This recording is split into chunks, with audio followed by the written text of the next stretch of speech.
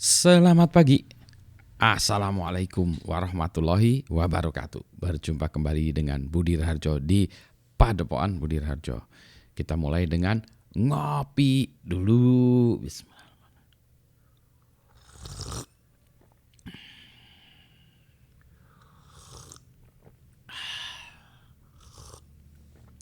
Nyes nih. Masih tetap kopi Italian ya. Lavazza. Nggak tahu bacanya gimana ya. Laf aja gitu ya. Laf aja atau lavazza atau apa nih ini gini. Tulisannya gitu sih. Ini kopinya harusnya dibuat espresso tapi saya buat pakai coffee machine sih. Tapi enak juga nggak dibuat espresso ya. Mau bahas kemarin di kelas diskusi ya.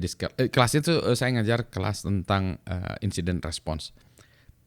Terus diskusi bagaimana cara ini ya.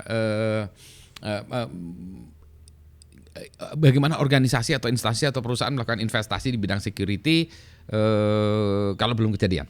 Ya, kalau belum kejadian. Misalnya tadi ya, kalau kita mau pakai insiden, membuat sebuah organisasi di dalamnya ada insiden respons, padahal belum pernah kejadian ada insiden ya di organisasi tersebut. Itu gimana cara ininya?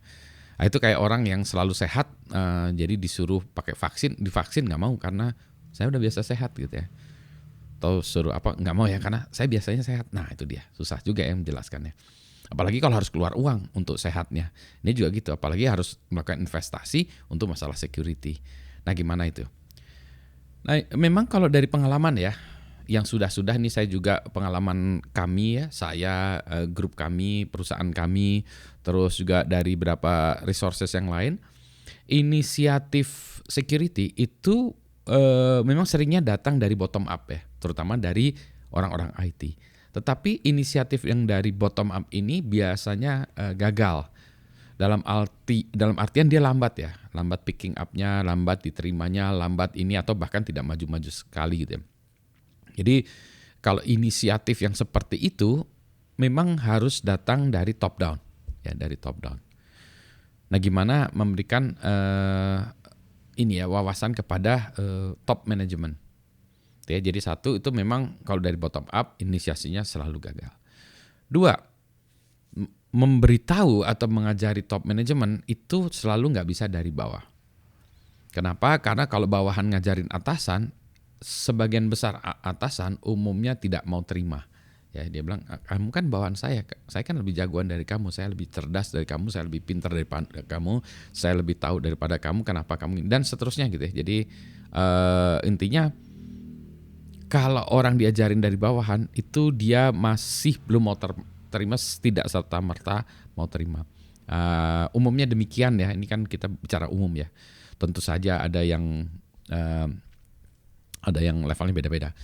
Saya jadi ingat dulu ketika di Silicon Valley kan mulai dibuat tempat kerja yang kubikel ya, yang kubikel yang sama rata semuanya. Dulu bosnya Intel juga yang murah-murah, bosnya Intel itu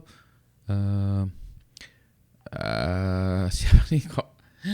Aduh, kalau salah nama saya lupa ya, bosnya Intel sebelum Andy Grove ya, foundernya ya, founder. Nah, jadi dia itu Gordon Moore, kok susah sekali ya. Gordon Moore itu dia kantornya itu ya kayak gitu ya.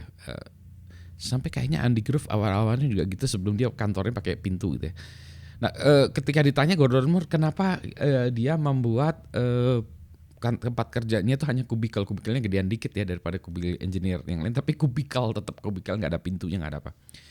Dia bilang kalau di dalam industri kami ini, dia bilang ya di industri semiconductor, IC design dan lain sebagainya, bahwa orang yang tahu itu adalah orang yang bergerak di lapangan ya, yang desainernya segala macam. Jadi dia harus terbuka dari ide-ide itu atau info-info dari itu. Itulah sebabnya dia tidak memberlakukan banyak protokol, tidak ada batasan-batasan supaya informasi itu bisa cepat sampai ya.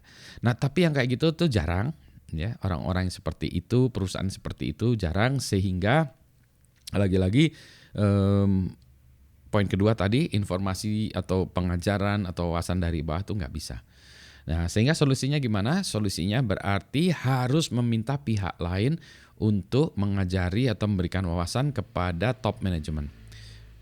Nah, itulah sebabnya saya hadir. Ini Pak Budi ada konflik of interest. Ini saya ceritakan gini karena banyak orang yang nggak mau cerita juga ya, jadi harus ada yang cerita juga konflik of interestnya ya.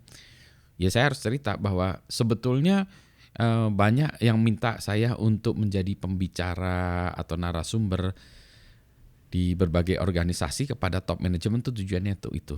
Jadi ada jurus menggebuk dengan tangan orang lain gitu ya.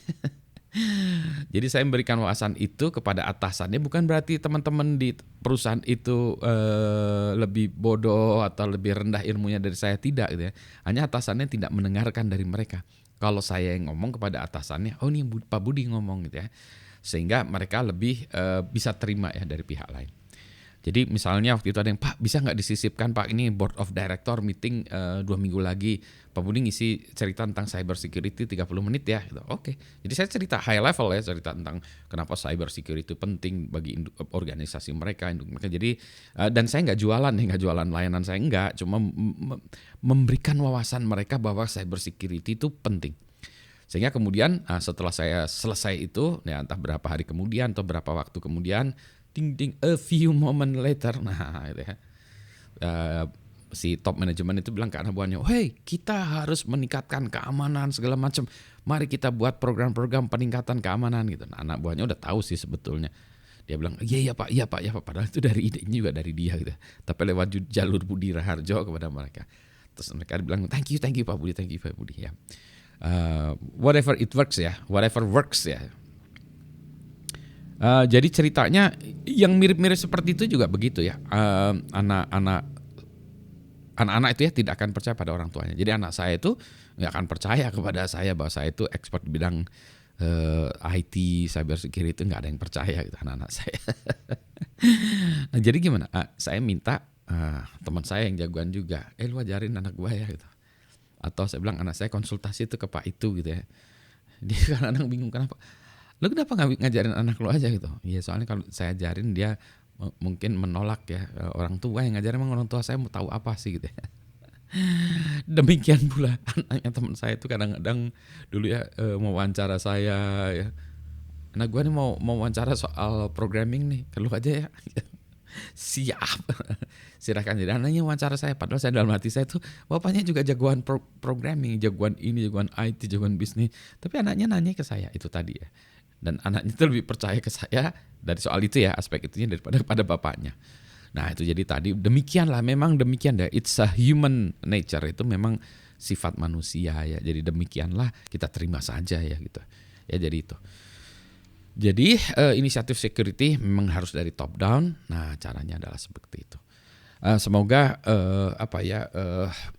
tips seperti itu dapat digunakan, dapat dimanfaatkan sehingga kita bisa sama-sama secure ya, sama-sama aman dunia cyber security kita bersama. Gitu ya. Ini saya ngopi dulu ya. Ini kopinya enak sehingga sayang kalau sampai dingin deh. Atau saya masukin kulkas lagi ya. Jadi dingin, super dingin.